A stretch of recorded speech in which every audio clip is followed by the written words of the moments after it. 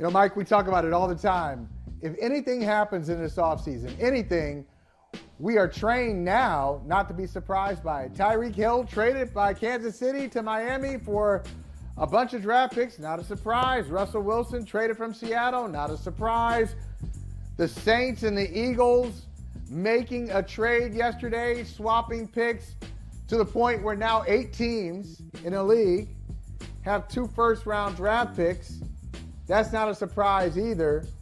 And if you really want to break this down, why is this happening? What's going on in the league? Why does the real NFL look like the franchise mode that you and I used to play all the time in Boston in your apartment or mine?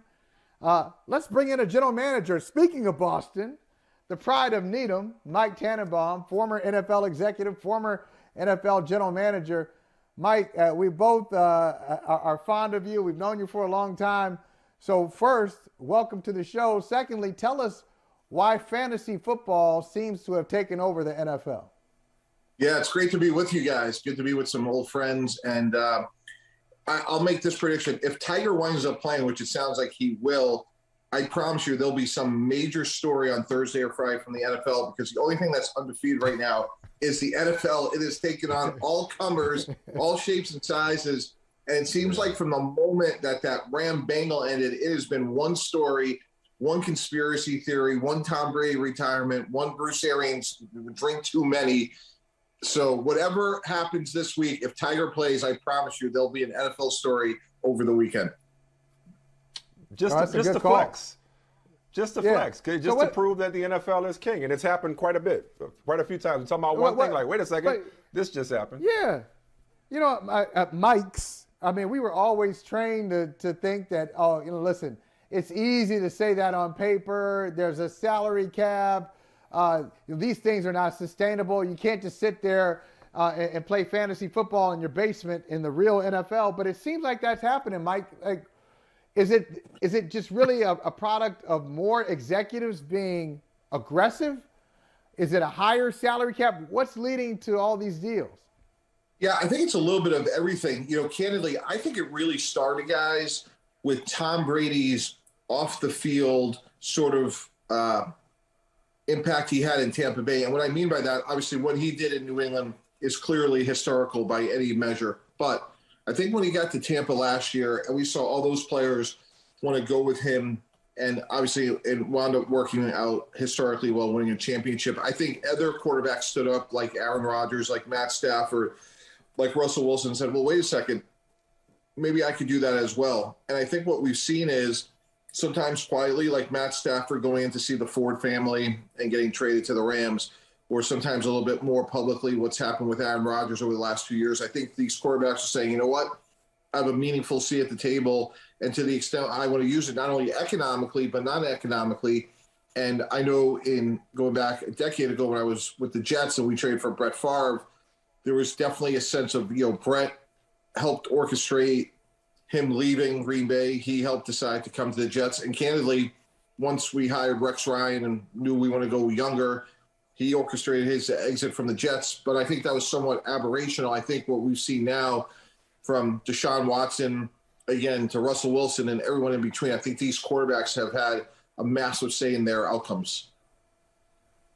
Well, speaking of quarterbacks, looking at that Saints-Eagles trade yesterday, still processing it. What's your read on it from the Saints' perspective? From the Eagles' perspective, they now have 2 firsts next year as well. But for the Saints to give up a first in next year's draft, and a second in 2024, it feels like that's more than just to get a second first-round pick or to move up ever so slightly for a particular player. Doesn't this feel like the first move in a sequence of moves to maybe go up and get a quarterback, if not a premium player in the top 5 or 10? Yeah, I think that's one way to look at it. I think that's certainly on the table. Like that, we've seen that happen before. Like it's one of several moves. The other way to look at it, though, is I think they're all in on Jameis Winston. And here's why I say that. When you look at what he did last year pre-injury, he was 5-2. He had 14 touchdowns and only 3 interceptions.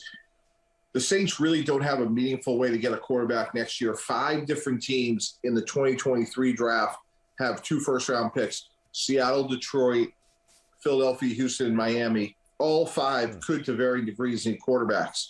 So if you're New Orleans and you don't have a first-round pick and 5 teams do have a first-round pick, I think you have to say to yourself, we're super comfortable with what we're going to do, and we have a plan. And I think that plan, in my opinion, unless something unforeseen happens, that Jameis Winston is not the quarterback of the Saints just this year, but he has to be the quarterback for next year, because I just don't see how else they're going to get a quarterback. So from the same perspective, I think they're trying to get ahead of the Chargers, and to me it would be to draft a tackle. You know, I saw a mock draft that you did, and I thought it was a great idea. Former general manager doing a mock draft. You usually have some of these draft nicks doing it, but a guy who's actually sat in the seat, it makes a lot of sense. And I was really intrigued by some of your perspectives on players. And you had Kenny Pickett going higher than anybody I've seen. I think you had him going to Carolina in the top 10.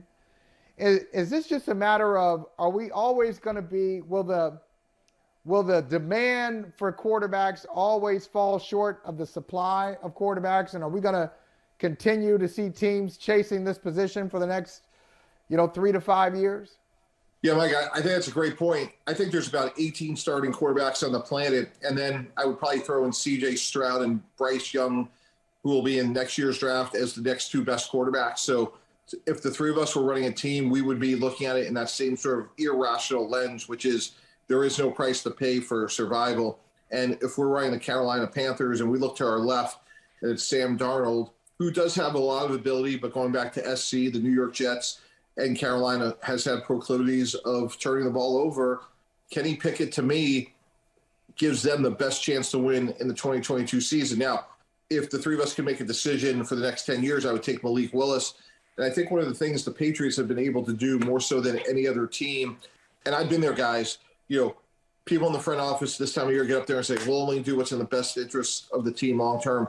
The reality is, people are going to act in their own self-best interest. And I think one of the things that New England's been able to do now for the better part of 20 years is Coach Belichick truly does act in the best long-term interest of his franchise unconditionally. And I think Shaq Mason for a 5th-round pick or whatever it may be, that becomes a force multiplier over time.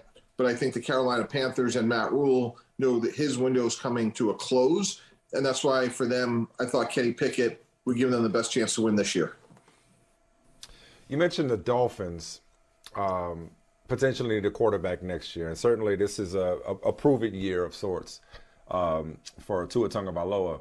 I got it. As much time as I spent around you, Mike, and other smart NFL people, I got to admit, man, I still get caught up in the offseason Super Bowl. More so this offseason than any offseason. So I look at Miami and I'm like, yo, playoffs. I look at what they did. I look at what the Raiders did. And I'm like, well, maybe they're the best team in the AFC West, at least on paper. I look at what the Browns did. Deshaun Watson discipline notwithstanding. I'm like, maybe the Browns make a run for it in the AFC North, if not the AFC. What's the team that, and you mentioned the Patriots, that's what kind of got me thinking. What's the team that hasn't been as active this offseason that from a GM's perspective, you look at it and you be like, you know what? I get it. They land in the cut. They know what they're doing. They're thinking long term. They were active last year. They're going to be active next year. They're re-signing their own guys. They may not be making the splash headlines and spending gazillions of dollars like Jacksonville or what have you. But at the end of the day, I trust the way that they do business, even if they haven't been busy this offseason. Michael, I think you're describing the Baltimore Ravens. They got a great head coach in John Harbaugh. They got a young, dynamic quarterback in Lamar Jackson. And if they're even half as healthy as they were a year ago, I think they're going to be right there in the North. In fact, I could see them winning the division and possibly Cincinnati not even making the playoffs next year. That's how close I see them. Now, I love what Cleveland's done long term, but I think Deshaun Watson's going to serve a meaningful suspension. If you go back to 2010, Ben Roethlisberger had a 6-game suspension, and there was never ever criminal accusations brought against him. So I think a Deshaun Watson meaningful suspensions in play. So I think when it's all said and done, if healthy, I love the way the Ravens do business. I think Lamar is dynamic, and I think that's the team that maybe isn't getting enough credit right now. Yeah, and the Ravens, you mentioned the Patriots, now you mentioned the Ravens. These are two franchises that have usually been really smart with, yeah, we'll go out and get some free agents, we'll spend some money there, but we're okay with some free agents walking out the door. We'll get the compensatory picks. We believe in our system, the whole thing. So do you think there's pressure coming from ownership where everybody else is doing something different now? And if you follow that method, it seems like, oh, that's so 2010. That's so 2015. We don't work like that anymore. Do you think there's any pressure from owners, even smart owners who have benefited from the good way, to say, look what they're doing. Try that. Do that. Be more aggressive. I've always said, like, when I've had the privilege of these jobs, guys, I'm really just the point guard of information. I want to look to the left and the right between the owner and the head coach and say, hey, here's what we're thinking and why. And then whatever the best decision, and that goes all the way back to my Jet days with Herm Edwards as our head coach and Terry Bradway as the GM. I'm the assistant GM. I just think all these decisions really just come back to a few sort of like guiding principles. Like, there is a salary cap. Where do we want to allocate our resources? Where can we get by with lesser positions? And if we do X and Y, here's what we can't do. And as long as we're all on the same page, I feel like as an executive, I've done my job to lay out all the options. But it's really incredible, guys. Like, it's breathtaking to watch this offseason. Again, from Tyreek Hill. Tyreek Hill has to be one of the 10 best non-quarterbacks in the NFL.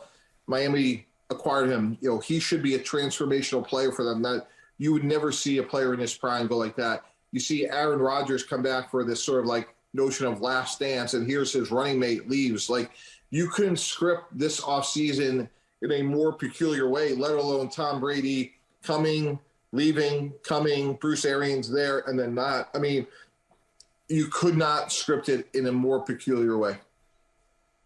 As far as the free agents who are still available, they got some pretty big names that don't have teams right now. One of them would be a Saints fan's dream come true, a Honey Badger homecoming. His first visit, he was in New Orleans, visited the Saints, going back to the Saints. We talked about them earlier with the trade for the Eagles. How likely do you see a Honey Badger homecoming becoming a reality in New Orleans? And besides Tyrann Mathieu, are there any other names that we should be keeping an eye on in terms of impact free agents? A lot of the big money has been spent, that initial wave and even that second wave, but are there other people besides Tyrann Mathieu that you're looking at as like, wherever he goes, he could really tip the scales? Yeah, first of all, I think he's a great scheme fit. They lost Marcus Williams. Dennis Allen's going to be a very aggressive defensive play caller. I think at this point in his career, the Honey Badger's closer to the line of scrimmage.